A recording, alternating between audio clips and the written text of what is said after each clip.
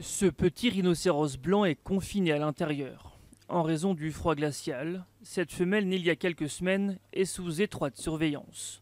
Dans l'enclos, la température a notamment été montée jusqu'à 17 degrés.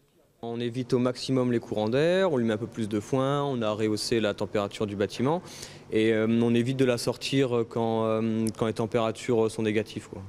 Le risque serait en effet que le bout de sa queue et de ses oreilles gèle au contact du froid. À quelques mètres de là se trouve l'enclos des girafes. Bien qu'imposantes, elles sont aussi très fragiles. Comme nous, elles sont sujettes aux maladies. Elles peuvent attraper des rhumes comme chez nous, elles peuvent avoir des diarrhées, des gastro, exactement les mêmes maladies que chez l'être humain. Alors c'est très problématique chez les herbivores, mais ça l'est encore plus avec les grands singes, c'est-à-dire que quand nos soigneurs sont eux-mêmes malades, ils portent des masques pour éviter de contaminer leurs animaux. À Amnéville, le mercure est descendu jusqu'à -5 degrés, avec un ressenti proche des -12.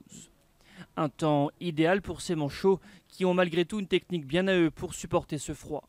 Ils secouent leurs plumes tout le temps afin que le plumage reste le plus sec possible, parce qu'avec l'humidité et le froid, ça ne fait pas bon ménage. Donc ils sont sans cesse en train de s'ébrouer pour justement faire tomber cette humidité sur leurs plumes.